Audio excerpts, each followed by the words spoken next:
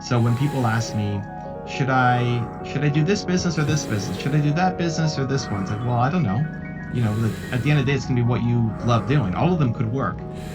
Every business model can work and has worked. It's what's going to be the right one for you, and you won't know until you get out there and start doing it, right? It's like, how do you know what your favorite food is until you get out there and do it? How do you know if you like coffee or not? You have to go off and you take a sip and then you find out. You can't think your way through this. So you can't think your way. You can have some planning, but the planning won't save you. At the end of the day, you have to go off and just do something about it. And in the doing, you'll figure out what makes you come alive and keep going. Discipline is your missing ingredient. You've got the heart, you've got the care, you've got the desire to serve, you know you could be doing more, you want to do it for the right reasons, you're not just here to make money, you're here to have an impact and to grow and do amazing things. You know you can do amazing things. What's missing? Discipline.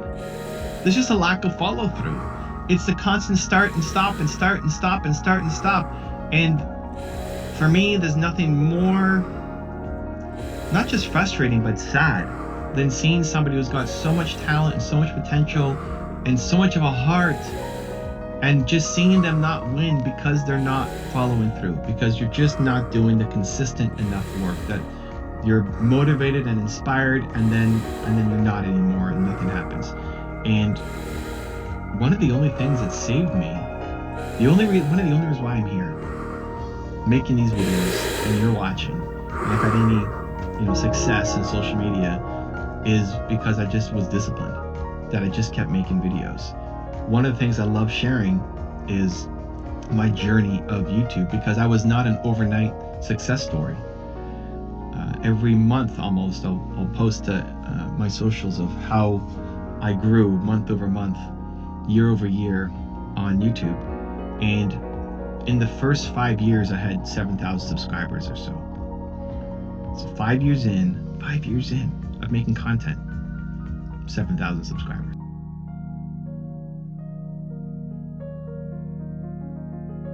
The fastest way to change your habits is to change your environment.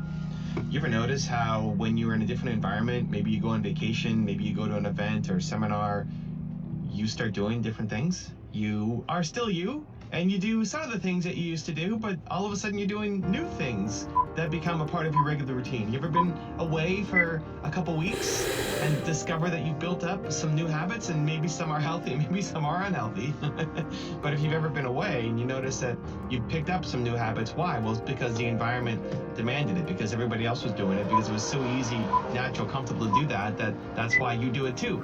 And so if you want to be able to switch your habits quickly, you change your environments. Now, you may not always be able to go on vacation or go to events or seminars, so those are options. But it starts with you figuring out, well, what are the habits that you want to develop? Who are the people that you want to be around? And when you are around those people, you will start to think differently, which will lead to you behaving differently. When you see other people doing it, you're going to want to do it more. When it's in your environment more, you're going to want to do it more too. This morning I was talking to a YouTuber, big YouTuber, bigger than me, more subscribers than me, slightly different niche.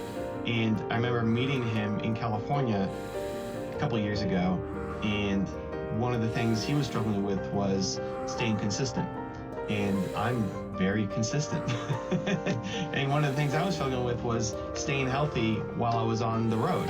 And we were having dinner together, and he was eating super clean. He was eating fish and salad, and I probably had a burger or something and fries. And coming away from that, what I realized was whoever is more confident wins. And when you're around other people, whoever's more confident in the habit that they have will be the dominant habit that both of you end up picking up. So if we were hanging out together more, here's what would happen. I would become a lot healthier in my eating, and he would become a lot more consistent in his content, because we'd be inspired by each other. Your challenges don't only make you stronger, they allow you to serve better. I think the default answer for a lot of people is that your challenges make you stronger. Your challenges will, to grow muscle, you have to break your muscle first. And all of these obstacles that they put in your way allow you to have a better life. They're making you stronger. They're making you more powerful. And it's all true, yes. And the thing that helps me the most is just tying it back to service, because I think humans are built to serve. You are built to serve. When you can connect the challenge that you're going through as something that's then going to inspire and help other people, at least for me, it always gives me a lot more strength and a lot more courage to do the thing that I need to do, as opposed to it just being about me getting stronger. I find a lot of times me getting stronger is not enough. It's not enough of a reason compared to it's going to help somebody else as well. The reason why you're not following through is because you're doing it alone.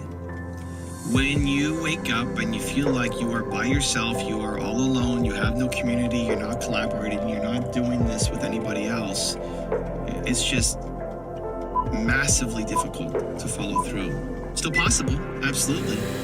But this is the life of an entrepreneur. This is why so many great entrepreneurs don't follow through. And it breaks my heart because you've got talent, you've got a desire to serve and to help, but you know you have a story that matters, and you're just not as consistent as you know you could be. And it's not that you suck, it's just that you're doing it alone. This is something I've struggled with in terms of being a great resource for people, because I actually have a very low community need. I think the journey that I went through is almost impossible to model, because I just woke up every day and I still make videos and I still make content, and I did it by myself.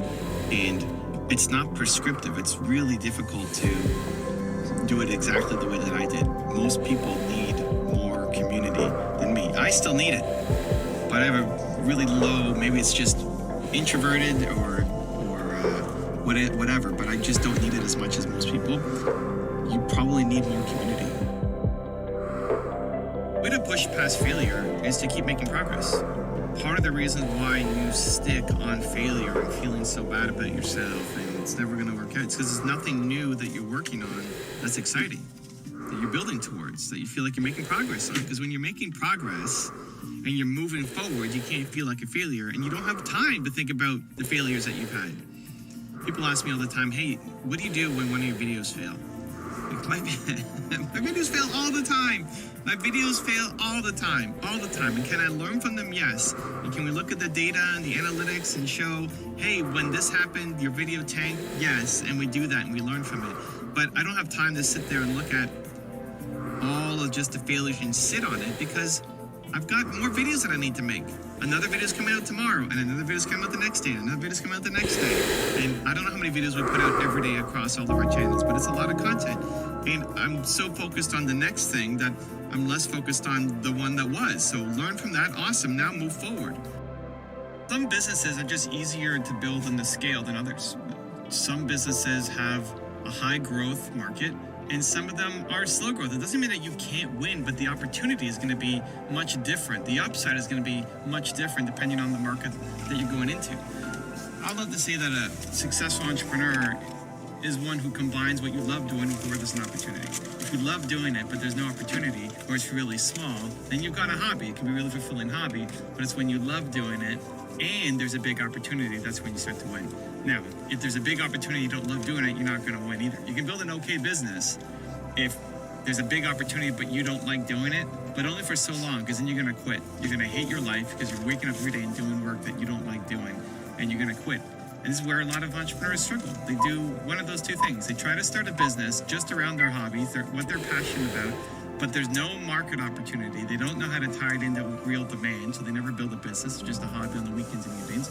Or they're just chasing the hot opportunity and they don't care about the business. And so either way, you're going to lose in both those scenarios. You win by doing the work that you love that has a big opportunity upside to you as well.